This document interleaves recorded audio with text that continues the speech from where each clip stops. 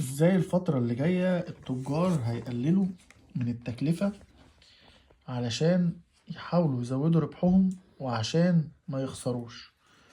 ده مثال حي للي هيحصل في الفترة اللي جاية. ده الحجم الطبيعي بتاع قطعة الجاتو دي اللي موجودة في سيركل كي، واللي المفروض عاملة ايا كان سعرها 30 40 50. ده الحجم الطبيعي بتاعها، وده العلبة. اصلا العلبة متصممة على المساحة دي، شايفين؟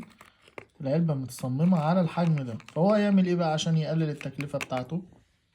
هيروح مقلل في المساحة وهيقلل في الكمية اللي هو بيعملها علشان يقلل التكلفة بتاعته. ده اللي هيحصل في الفترة اللي جاية.